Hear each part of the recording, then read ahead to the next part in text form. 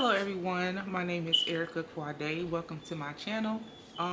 This is going to be my first video, and it's been a long time since I've gotten in front of the camera, so please excuse me if I'm a little nervous or if I start stuttering a little bit and stuff like that.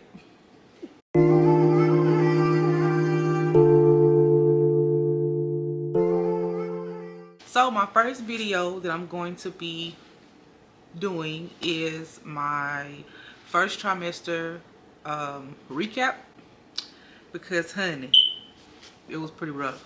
So I'm currently 15 weeks and 3 days, or I will be 3 days. Let me tell y'all, it's been 13 years. Well, it will be 13 years by the time I have my baby that I've had my last child. And I'm telling you, this pregnancy is nothing like my last 2 kids. I was a teen mom, so I had my daughter at 16 and I had my son at 19. So my son will be 13 July 1st. So by the time I have this baby, which will be, the due date is in October, it'll be 13 years. And I'm telling you, from 16 to 19 to 31, which I am 31, the differences are night and day. So I did write down everything that I was going through my first trimester. I found out I was pregnant at the end of January of this year. At that time I was mourning because I did lose my mom the end of January as well. So about a week after we had to bury my mom, I kind of thought I was mourning. That's why I didn't have the energy to do nothing. I was calling out of work. I just didn't want to do anything. And then I started noticing some symptoms on the day of my mom's funeral. My cycle was supposed to have been started, and I was prepared for that, but I noticed it didn't start. And I said, okay, well, if it don't start by Wednesday or Thursday, I'm going to get a pregnancy test. And that's what I did. Got a test. Both of them popped off, or the one that didn't malfunction popped off pregnant. And I was like, okay, now this is where things get crazy, which I'm going to do a story time about, because it was a very, very traumatic, scary experience. Because back in October of 2022, I had a ectopic pregnancy, which caused me to lose about 200 cc's of blood. I was in pain for about a week before they actually was able to notice I had a ruptured fallopian tube. And yeah, I was like days away from dying, like maybe hours. It was really, really scary. So I will do a story time about that, and just to give you guys some awareness that if you are pregnant and if you do find out you're pregnant, just look for signs, because that's what I did. And I feel like the hospital kind of failed me. I actually visited the hospital maybe 3 or 4 times before a doctor noticed that I had a ruptured tube, and I had to go into emergency surgery. So yeah, I will do a story time on that. And I literally made an appointment that morning to see an OBGYN. After that, I had told my husband, and of course he was excited because he don't have any children. So everything is new for him. He's probably excited and scared at the same time, honey. It was about 4.5 weeks whenever I went to the doctor. So they actually took some blood to do a HCG level test, because my last pregnancy was ectopic. So they kind of took some precautions of making sure that it don't happen again, because after the ectopic pregnancy I was only left with 1 fallopian tube. So I really, really didn't want that to happen again and end up losing another one. Then I would not be able to conceive, and that would be kind of very heartbreaking for me. My 6-week appointment went well. Far as the symptoms, I was exhausted. I mean, I slept all day, all night. I literally was in here on the couch sleeping all day. Get up, eat, go to the bathroom, go back to sleep. And I found myself doing that for like the first 2 weeks. And I was like, wow, if I didn't have to work, I was sleeping all day and all night. And I had to force myself. And to be honest, still at this moment, I'm still kind of struggling to actually be motivated or to even get up and do stuff. I've gotten a little better. I have gotten a little better. But that's still one thing that I'm struggling to do, is actually just get things done like I used to. And it was overwhelmingly like no energy. It was like, this is not the average tiredness. I'm sorry, I got acid reflux. This is not the average tiredness that I feel. So I knew something was wrong. Another side effect that I felt, which might be a little TMI, but this is something that I have noticed compared to my last pregnancy back in October. I had a huge arousal sexually. It was just very intense, and I was just like, you know, it was very intense, and I was like, okay, well, it feels like extra blood flow down there. Those was the only 3 symptoms that I had noticed that made me indicate that I might be pregnant. So around I was 4.5 weeks. My 5th week was terrifying because that was when I actually had the ectopic pregnancy last time, and it was terrifying. That whole entire week I was so cautious of anything that I was feeling. I was actually documenting anytime I felt like a twitch or pain or something like that, just in case, because man, that pain was unbearable, you guys. It was unbearable. I had nausea.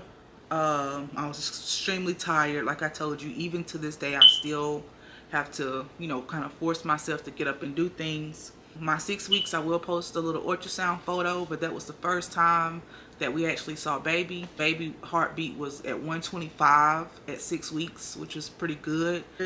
7th week, everything was fine. Still tired. Week 9. So my 8-week appointment, I had an extra ultrasound due to the last ectopic pregnancy, and they wanted to make sure everything was going good. They did a ultrasound at I was 8 weeks and 5 days. Everything looked just fine. Baby is actually growing a day faster than the actual due date. I was 8 weeks and 5 days. I was at work and I was telling my husband, I said, hey, my stomach is bloated. I feel like trapped gas. He was like, eat something. It might pass. And when I did, it passed. So I was like, okay, cool. So that was that. And then it happened again the next day. So I'm bloated. I'm feeling it all up in my upper abdominal area. And I'm going to be doing the same thing that my husband told me to do before, eat something. And that day I made some veggie wraps. So I made 2 veggie wraps. I had fruit and stuff like that. Of course, I still was trying to eat very, very healthy. And didn't work. I was in excruciating pain, y'all. It was painful to the touch. It was hurting so bad. So I got home and all I could do was just lay down. I started getting nauseous as well. So I'm like, do I need to throw up? Do I need to poop? What do I need to do? I don't know what to do. Because I was just hurting. Everything was hurting. So get home and I lay down. And my husband came back home. By the time he came back home, I'm up in the bathroom throwing up my life away, honey. Just throwing up. I threw up everything I ate that day before. I'm just throwing up, and he was like, you okay? And I'm just like, I don't know. I'm thinking it's something I ate. I'm not taking into consideration that this might be a morning sickness issue. I'm not taking into consideration that I'm like, it gotta be something I ate. It gotta be something I ate. Because I don't throw up. And then I'm still dictating my symptoms off my last 2 pregnancies. So I'm like, I don't throw up when I'm pregnant. I had 2 other kids. I didn't throw up. Honey. So that was on a Saturday. So later on in the afternoon, my husband took me to the hospital. And I was 8 weeks and 6 days. And I'm at the hospital, you know, they see us really quick. They end up giving me something. I end up throwing it back up. Couldn't hold it down. Tried to go to the bathroom. Couldn't pass anything.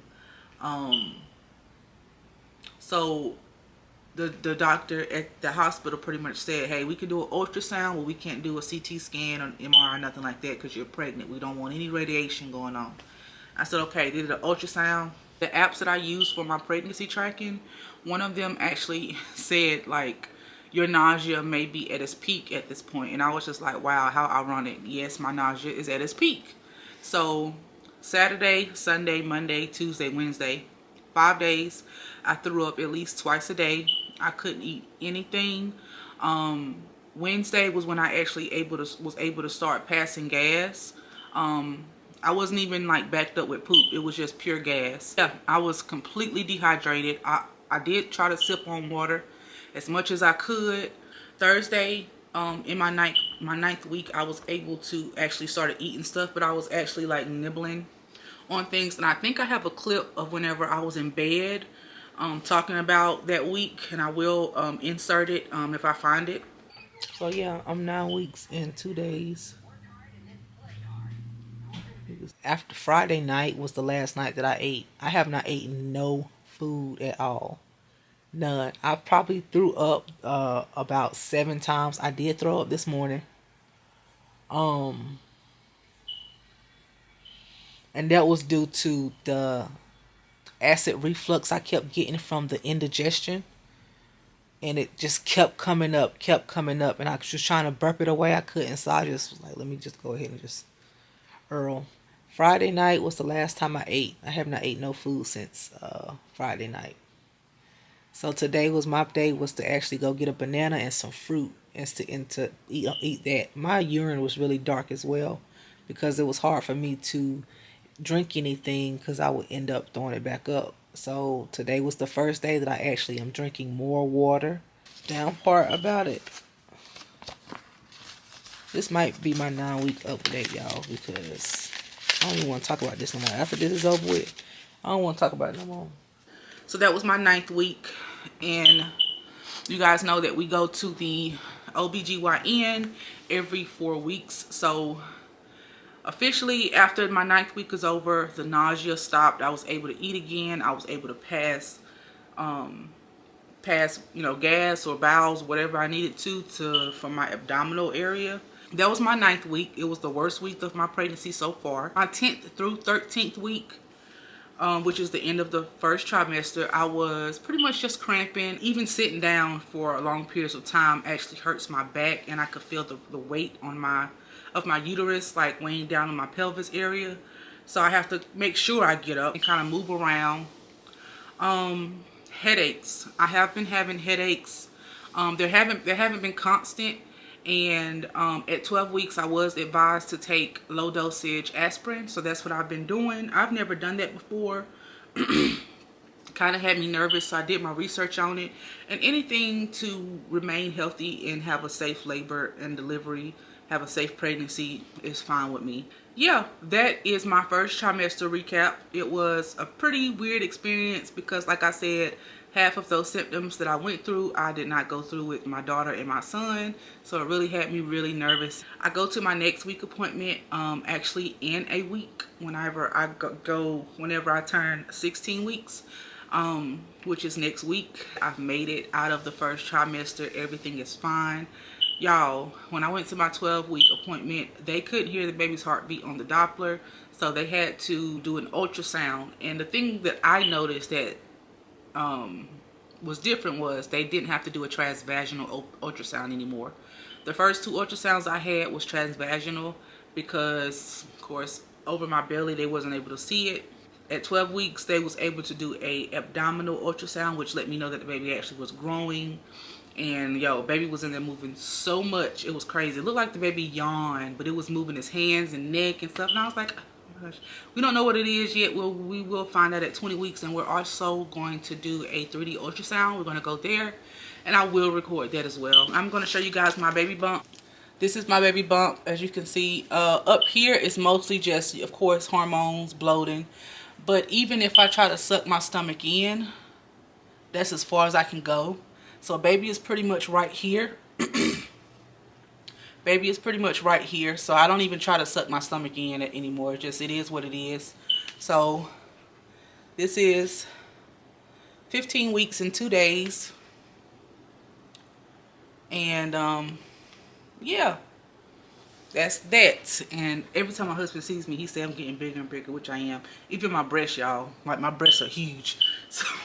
So yeah, that is my first video, my first trimester recap. I hope you guys enjoyed. If you have any questions, let me know. I do have some story times, the ectopic pregnancy, as well as finding out that I had a subchorionic hematoma at 6 weeks. So I will be doing story times on that very, very soon. If you guys are interested in my journey with this pregnancy, as well as my lifestyle and how I've changed a lot of things coming into my 30s, then stick around. I would love to have you and also chat with you. So thank you guys so much for watching, and I will see you guys later.